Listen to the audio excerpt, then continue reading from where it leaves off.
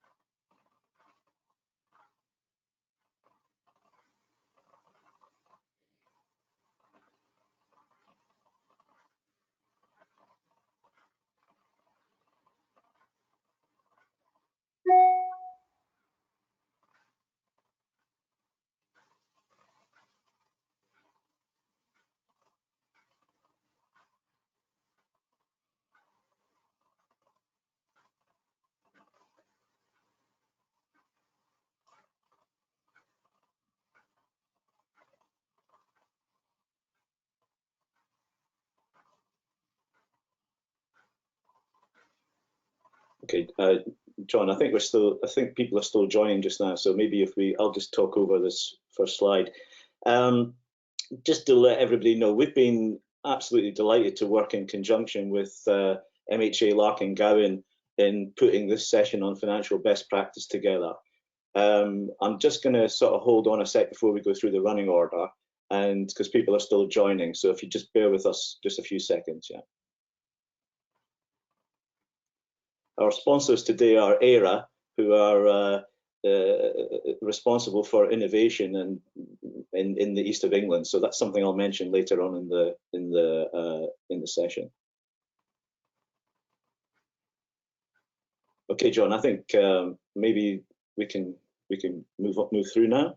So the running order today is that, first of all, I'll give a quick update on FIG. And then I'm going to hand over to John later in the session for a financial best practice presentation from John Atkins, who I'll introduce later as well. And then we'll wrap up with a Q&A session for John and myself to answer any questions that you may have, and then close it hopefully around about 11:20, but I think we've got some overrun if it overruns in a way. Okay, so just so you're aware, the format of the webinar is that you'll be on mute for the duration of the webinar. The Q&A session at the end, if you've got any questions, there's a question box. I think it should be on the right-hand side of your of the panel.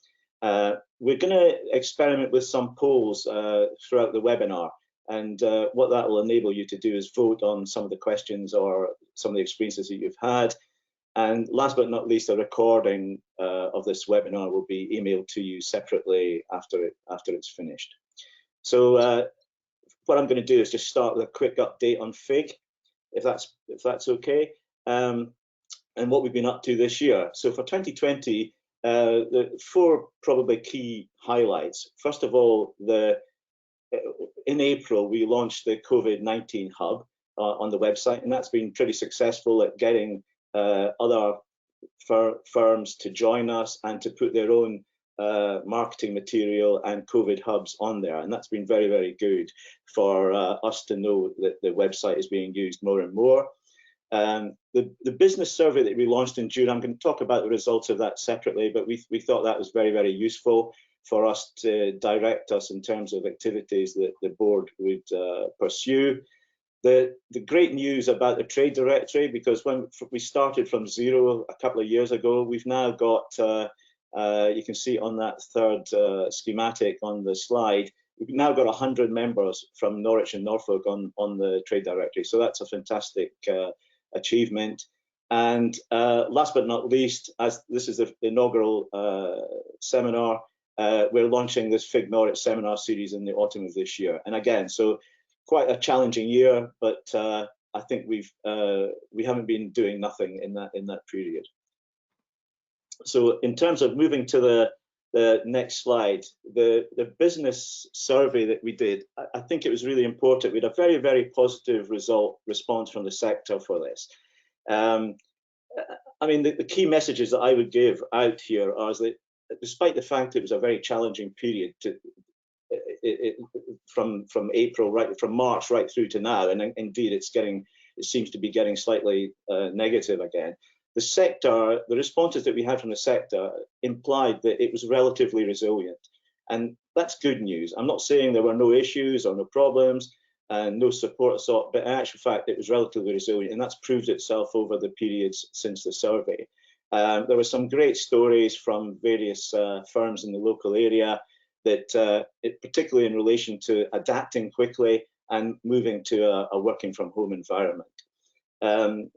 The good news for FIG was that we asked a clear question about what you thought our priority should be at the moment, and actually constructive feedback to local and national government was seen as being something that was very important, and we've been doing that. All the information from the business survey has been given through the local enterprise partnership into the government, so we're reasonably pleased that we've got a good conduit for communication into government if and when we need it. The other key feedback or insight was to do with the promotion of best practice in the sector, and hopefully the series of seminars that we're about to organise will help us in that respect. The second insight was really in relation to networking and collaboration. I think it's easy to lose sight of how important this is, and I think even today, this is my first webinar using some software, and getting familiar with it is a bit of a challenge for me, but that's because I'm very old and not very used to this sort of environment. But what I miss a lot, and at the board meeting that we had, we really do miss you, believe it or not, and missing contact and just having a quick chat about what your issues are, etc. Much more difficult in a virtual environment. But again, what we hope we can do is that we can hope by doing things like the FIG series of seminars that this will allow us to network and collaborate more, and hopefully that will prove itself over time. The piece of bad news we have there is that we were on to our, I think, 5th annual conference this year, and the board had to make a decision to defer that. We want to go back to meeting with you, but we thought that this series of seminars would be a good replacement for that, so hopefully you will agree. Some of the other key messages from the survey were the 3 points down at the bottom of the slide. Young people came out in the responses a lot.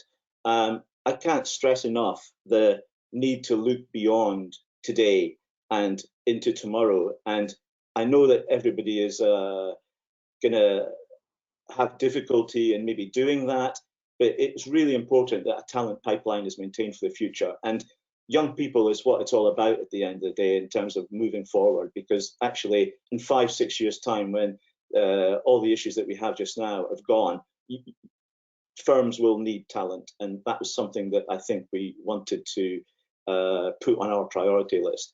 The Kickstart program that we met with the Department of Work and Pensions recently, and I think we had a mixed view of what the Kickstart program would achieve. We're very, very supportive of it, and we'd want to support it.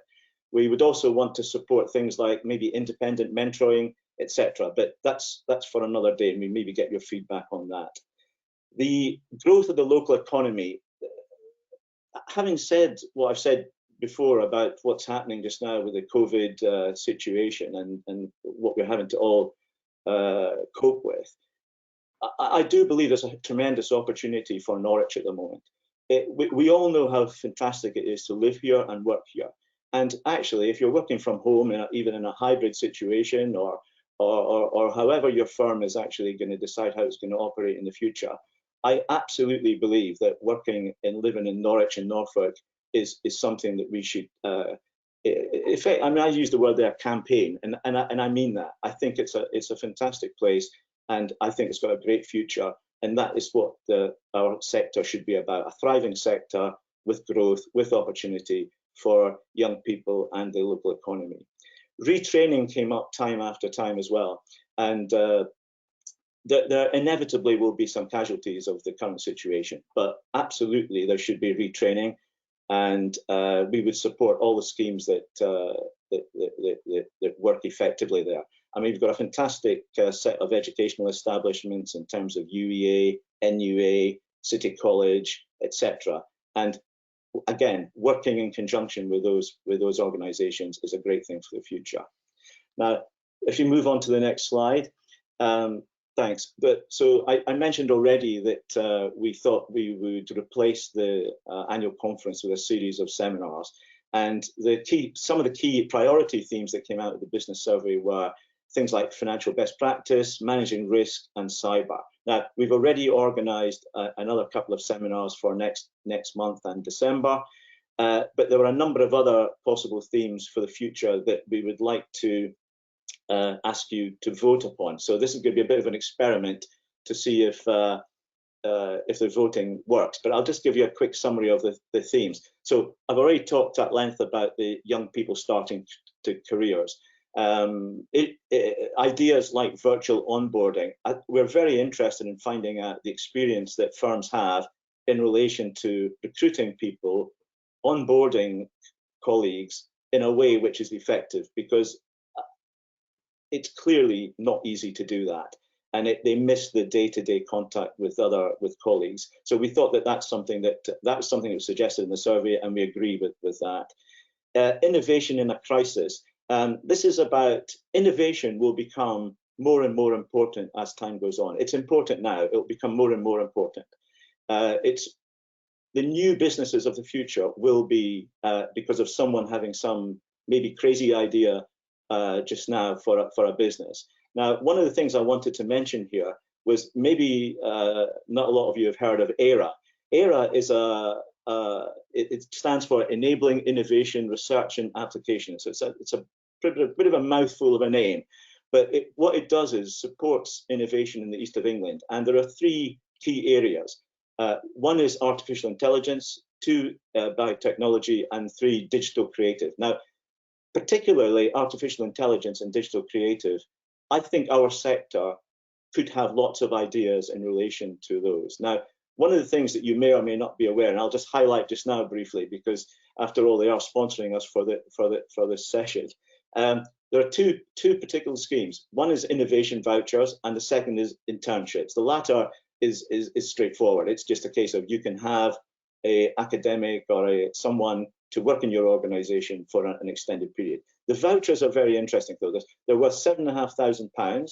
6,000 is financed by ERA, and you or the firm only have to pay 1,500. Now, I see that as being a very, very good opportunity for, if you've got some even wacky ideas that you want to put into practice, while you can't, you could say what the idea is, pitch the idea, try and get funding for it, and see how that develops in terms of into an idea. You never know what might happen. But anyway, so turning to the vote now, we've had to, because of the software, we've had to split this into two. So we've got two votes, one for each category. And if you could maybe, if you go to the voting, so basically the first one is that the first question would be what themes for future seminars would be of interest to you as a priority?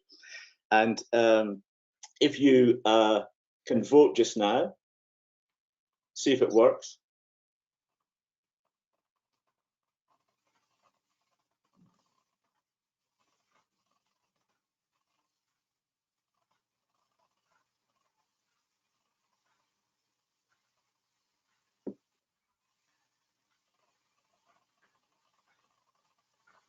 Okay, so you can see the results were that 41% was about young people. The main one was employee well-being, 50%, and diversity and inclusion, 9%.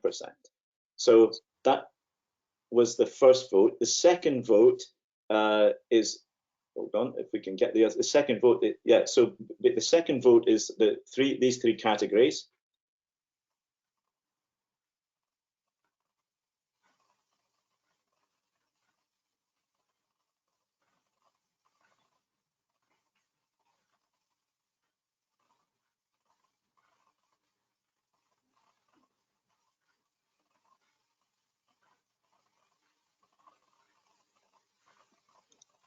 Okay, so innovation in a crisis came out the highest there, but relatively similar returns for that. What we'll do is after the the session, we'll combine all the votes, and we'll come up with a priority list for our events team to get going on, if that's possible. So we'll publish that afterwards. In terms of the ongoing events, obviously we're doing the MHA Larking Gowen one today. One for your diaries. The second one is going to be on Wednesday, the 18th of November, and KPMG are organising that. It's titled "Managing Risk in a COVID Landscape," so that could be anything. So I hope you would be interested in registering.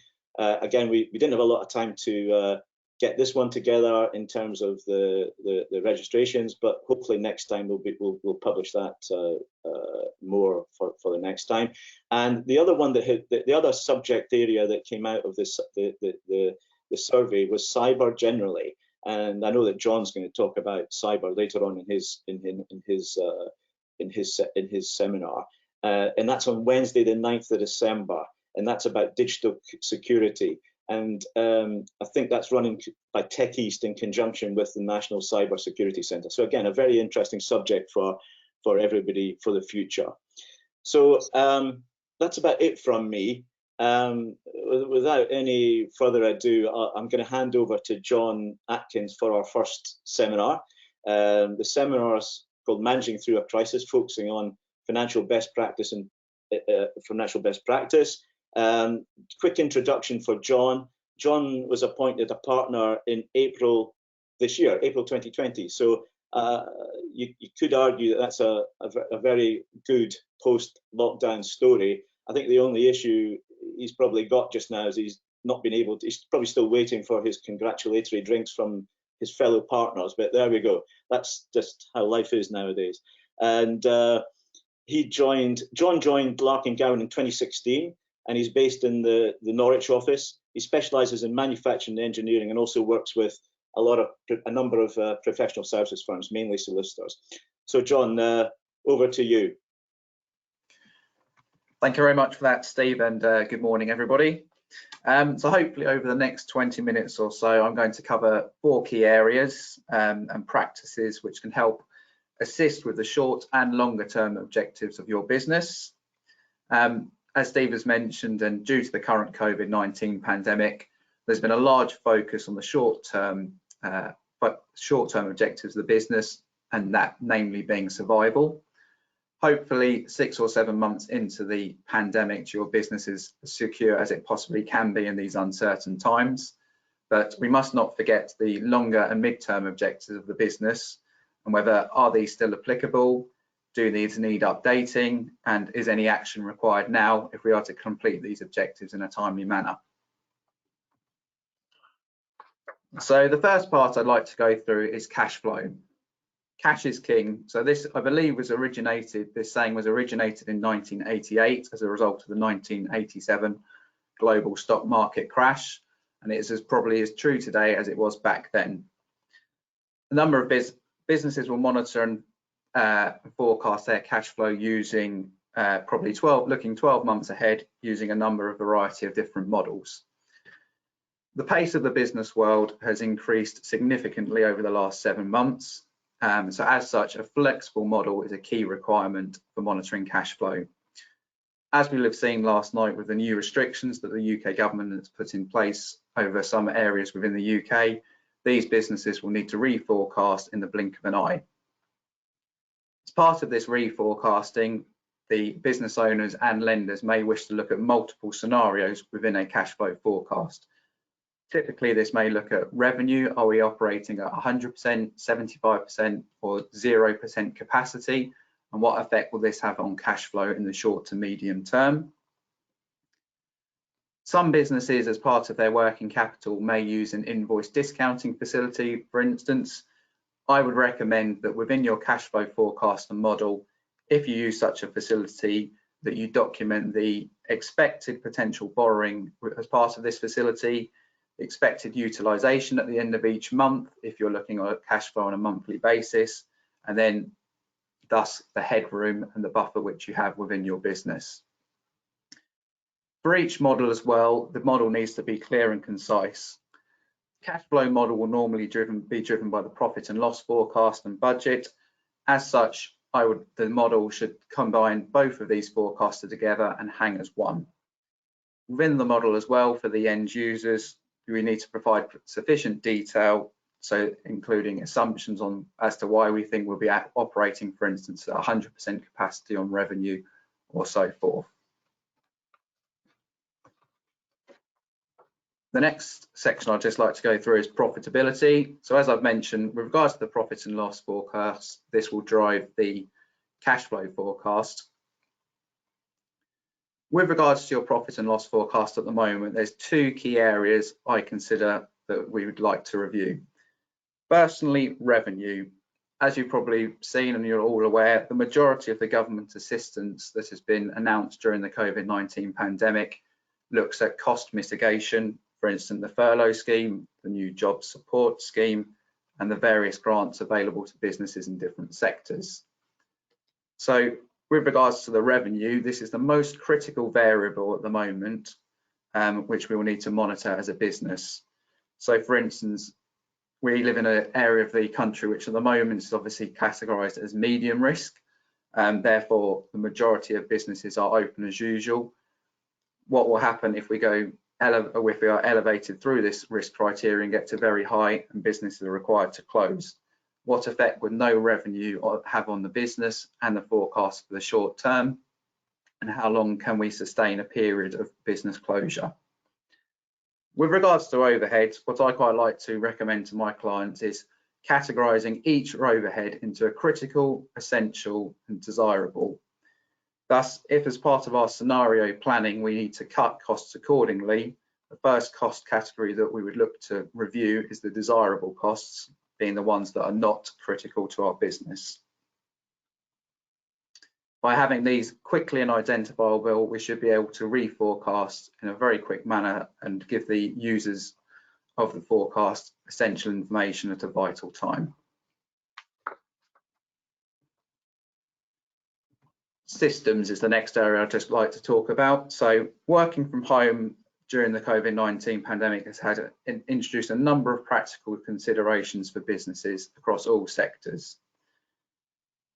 This may include the security and IT environment and continued compliance with the GDPR. For instance, some businesses may have traditionally adopted for a paper-based evidence and approval trail. If we are continuing to use this paper-based system, and people are continuing to work from home, how is this system compliant with GDPR, as I mentioned previously? If we've amended our working practices during the current COVID-19 pandemic, and for instance, we may have introduced a paperless system, have we trained our staff on the new system? Have we updated our internal policies up accordingly to ensure that the new system is integrated into the business effectively? Unfortunately, with regards to the economic pressure, this more often than not will lead to an increase in the cyber threat that our businesses may feel. And the number one threat continues to be that of phishing emails. So I'd just like to have a quick poll and a temperature check at the moment as to where working practices have or have not changed during lockdown, what effects this has had on your business and the cyber threat to your business. Have you seen an increase in the number of attempted cyber attacks, no change, or a decrease in the number of attempted cyber attacks? So I'll just give everyone a few seconds to complete that poll.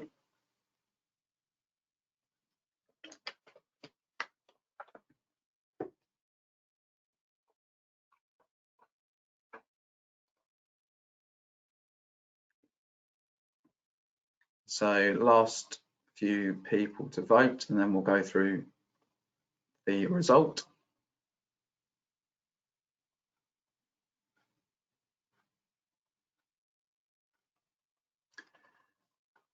Perfect. So the result has indicated no one has seen a decrease in the number of attempted cyber attacks, which is probably as we'd expect.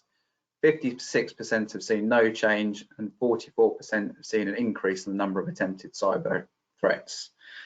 Just to put that into context, nationally in a recent survey, 92% of individuals surveyed had seen an increase in cyber So whether that's region related or just due to the systems that your businesses have in place to identify potential threats, that'd be interesting to look at going forward.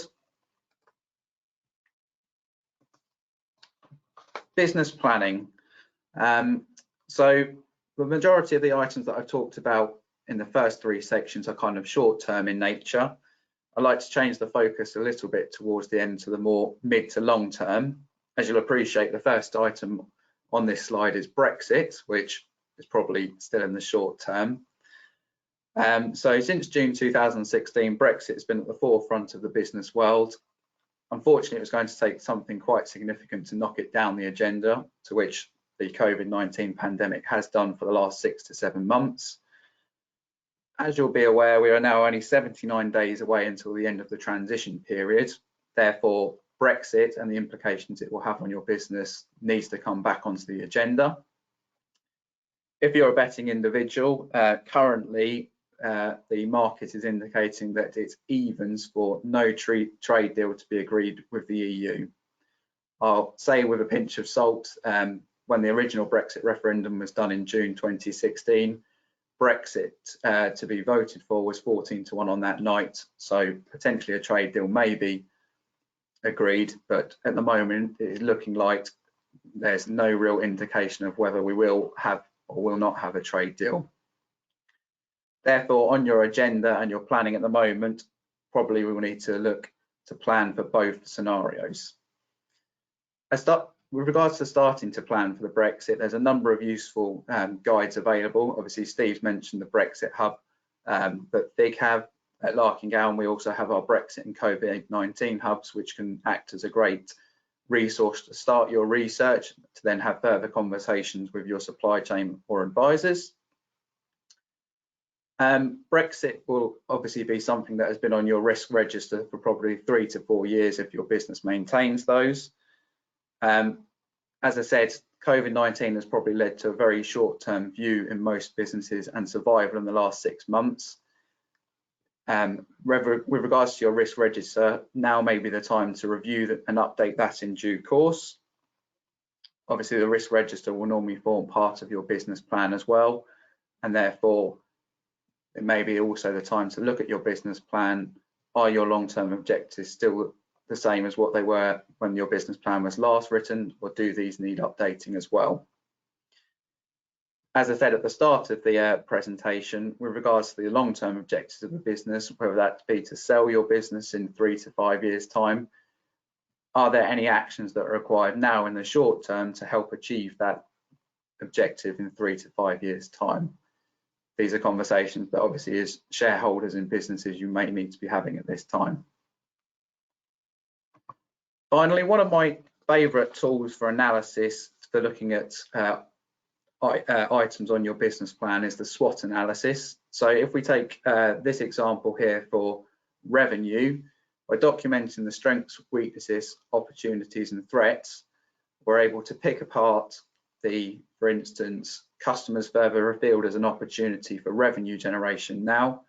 With the nature of remote working from home and having client contact over Teams or Zoom and so forth, does this enable your business, for instance, to be able to reach clients further afield, where historically you'd be looking at customers within East Anglia as an example? A threat to this may be your customers' perceptions. Do they see a meeting held over Zoom remotely as an inferior product to a face-to-face meeting? So for any items on your business plan, I think the SWOT tool is a great way to start and look at a few other ideas as to where to go with your research. So the final poll I'd just like to ask in my section of the presentation is, as a result of the COVID-19 pandemic, have you undertaken / updated your business plan recently? So 3 options: yes, no, or I don't have a business plan.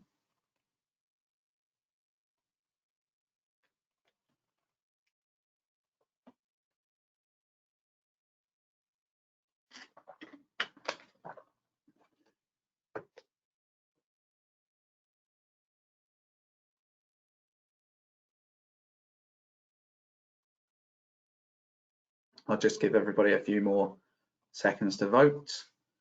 So the poll results indicate that 5% of the audience have indicated that they don't have a business plan, 11% have not updated it in the last 6 to 7 months, and 84% of you have updated your plan during the pandemic. Just to benchmark that to another recent survey, whether that's everyone being honest within the seminar. Within SMEs, normally one in 4 businesses do not have a business plan. So the fact that 84% of you have one and have updated accordingly would indicate that we've got a very proactive group of individuals on the seminar today. So hopefully with regards to those 4 areas that I've covered there, we've obviously talked about an awful lot of the short-term measures that business have taken as part of survival mode during the COVID-19 pandemic. But hopefully some of the other areas which we've talked about, which look at the more mid to long term, can help with any business conversations that you're having and planning as to driving your business forward and overall achieving your long-term objectives. I'll hand back to Steve.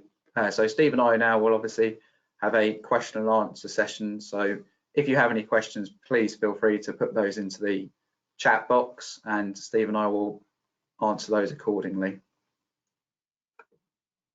I think we'll, John, just give people a few minutes to see if anything comes in. Hopefully there will be some. Usually it's the same as the usual dreaded silence at the end of a presentation when people need to get going a little bit.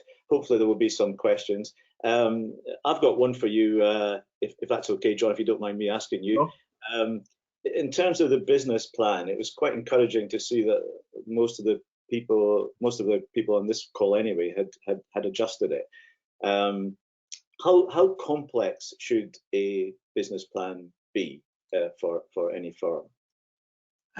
So I suppose with regards to the business plan, the complexity of that will depend on the number of long-term objectives that you have as a business, and then also the complexity of the business itself. So if your long-term objective or mid-term, shall we say, is to sell the business in 3 years' time, then your business plan will probably be quite short due to the fact that that is your overall objective, and then any other subsequent action point and objective will be driven by that. Whereas if you've got a business plan that is looking to get in, generating revenue in new markets, new territories, or acquiring businesses within your supply chain, then that business plan would probably be much more detailed and longer in nature. Okay, thank you. That's helpful.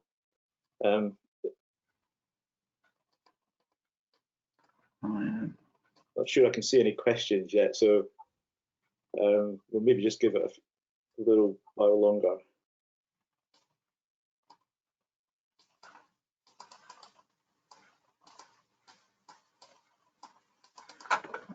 I can't see any questions at the moment, so either we've covered everything or yeah, nobody's.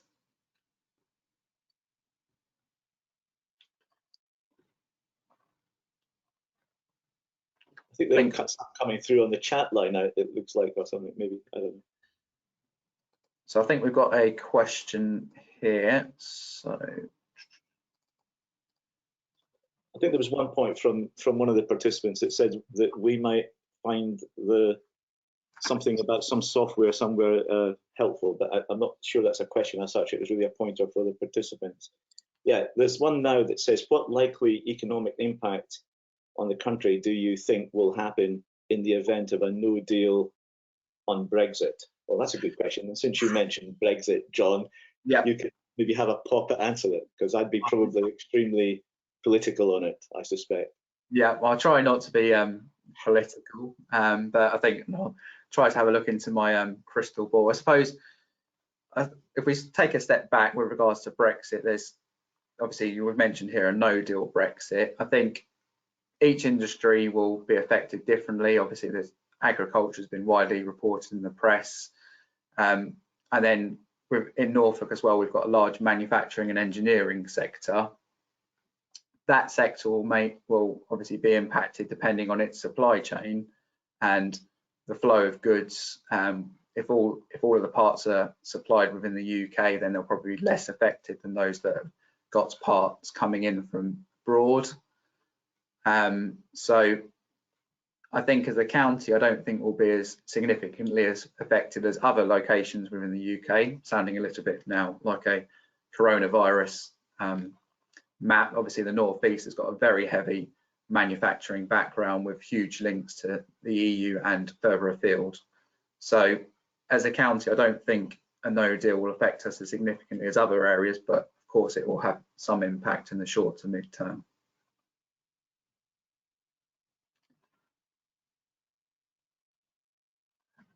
Okay, any more questions from anybody? Please feel free to ask it.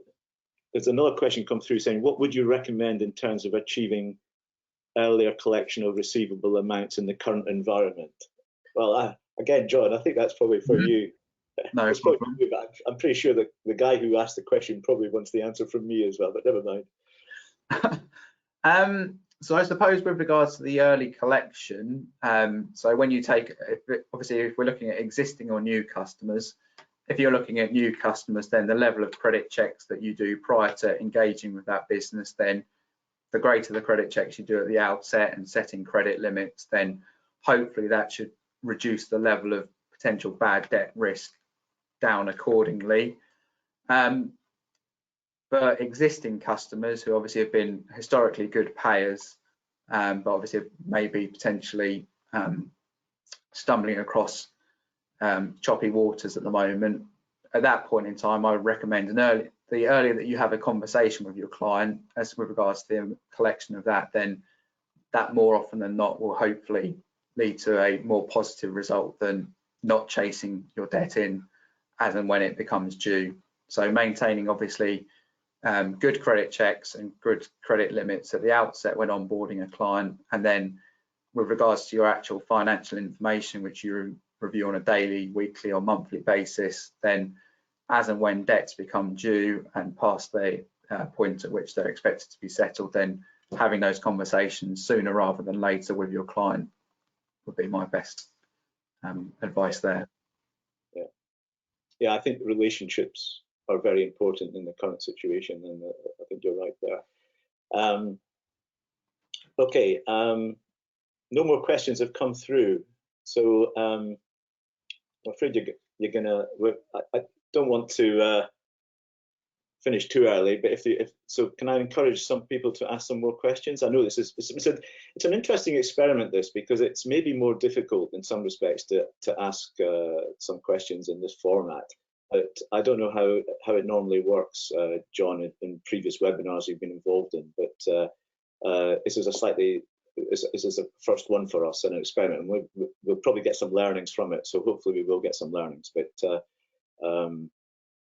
maybe I'll just hang on a little bit before we wrap up, and if that's possible, I'll just give maybe another couple of minutes for some questions.